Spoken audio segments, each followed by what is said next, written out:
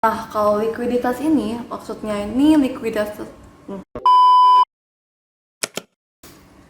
Hai semuanya, apa kabar nih kalian? Jadi hari ini aku mau sharing tentang perbedaannya likuiditas dan liquidity pool. Tapi sebelum lanjut, aku mau info ini ke kalian. Buat kalian yang mau join ke Cryptois VVIP, sekarang kalian bisa pakai kode voucher aku, Cryptois, Strip Feby, Strip Jatabek. Dan kalian bisa dapat cashback spesial dari aku. Nanti kalian tinggal infoin aja kayak DM ke aku atau mungkin dari komen, biar aku bisa langsung transfer cashbacknya ke kalian. Oke, balik ke main topiknya. Kemarin kalau kalian nonton video aku sempat bahas tentang cara kerjanya liquidity pool. Jadi singkatnya, review ulang nih ya. Liquidity pool itu diperlukan agar kita dapat melakukan jual beli untuk suatu token yang berada di decentralized exchange. Nah, kalau likuiditas ini yaitu likuiditas suatu aset mengacu ke kemampuan suatu aset dapat diubah kembali menjadi cash, atau mungkin dalam hal cryptocurrency bisa di swap ke koin atau token lain, atau bisa kita balikin lagi ke fiat. Maksudnya fiat tuh kayak mata uang negara, misalnya rupiah atau USD. Cara kerja likuiditas ini berbeda dengan liquidity pool. Dalam hal suatu token, likuiditas ini hanya perlu melihat dua hal, yaitu supply tokennya, dan di sini ada wallet. Maksudnya itu wallet dari developernya atau owner token ini. Dengan adanya supply dan wallet untuk menampung uang untuk membeli supply aset ini, simpelnya itu kita kayak kembali ke jual beli tradisional. Misalnya kita bisa lihat spidol ini, kalau misalnya kamu mau bayar aku 10.000 untuk spidol ini, simpelnya aku bisa, kalau misalnya aku punya anggapannya dompet untuk menyimpan uang 10.000 itu, ya udah aku terima 10.000-nya dan spidol ini aku kasih ke kamu. Jadi ya misalnya di sini ada supply 3 aja ya buat contoh. Nah, di sini aku siapin wallet untuk penampung misalnya kalian yang mau beli. Tapi dalam hal token yang hanya memiliki likuiditas, kita bisa bilang, dan tidak masuk ke decentralized exchange, tidak memiliki liquidity pool, kita bisa bilang kalau likuiditasnya itu sangat rendah.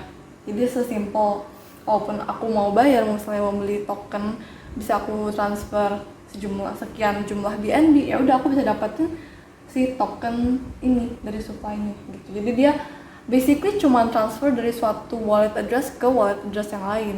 Nah, kurang lebih ini juga mirip apa yang terjadi pada self airdrop.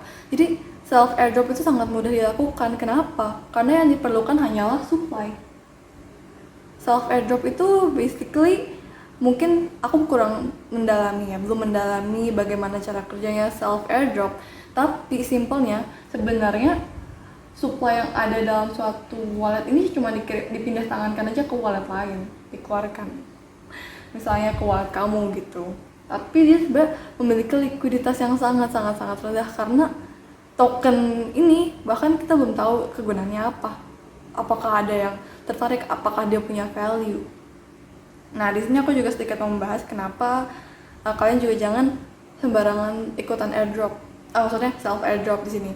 Karena walaupun iya kalian tidak membayar, tidak membeli ya, biasa cuma kayak ngirim 0 BNB atau 0 Ethereum, tapi kan kalian juga masih perlu membayar yang namanya gas fee. Dan makin lama jumlah BNB atau Ethereum kalian tuh bisa habis karena mengikuti self airdrop ini.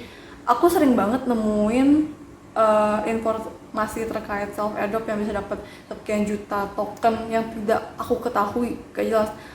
Sebenarnya karena penasaran aku cuma pernah ikut kayak gituan 1 kali, dan itu pun akhirnya mendapat token yang tidak berharga gitu. Jadi ya walaupun yang membuat token dengan misalnya di kontrak addressnya mungkin udah tertulis ya untuk self airdrop, jadi kalau misalnya ada yang kirim 0 BNB atau 0 ETH ke addressnya dia, address token ini, ya dia akan otomatis memprogram bakal ngirim sebanyak apa supply dari yang dia punya ini. Tetapi walaupun dari pihak developernya pun tidak untung karena kalian tidak membayarkan untuk supply aset atau barang yang dia punya gitu. Basically dia cuman kayak misalnya aku punya banyak spidol, ini aku bagi-bagian aja ke kalian, jadi cuma dipindah tangan kan. tapi kalian juga malah rugi hitungannya kalau misalnya emang token ini sebenarnya ya bukan token dengan project yang asli seperti itu.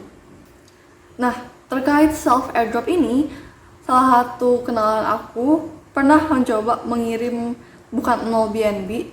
Waktu itu sempat ada self airdrop gitu, tapi dia kayaknya ngirim 0,01. Nah, akhirnya ya 0,01 BNB ini bakal masuk ke wallet si pemilik token ini.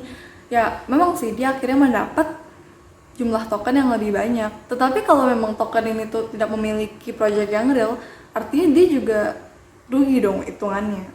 Sebenarnya awalnya aku tuh skeptis terkait hal ini, tapi aku ingin membuktikannya sendiri dan akhirnya sudah pernah aku buktikan sekali, itu cukup.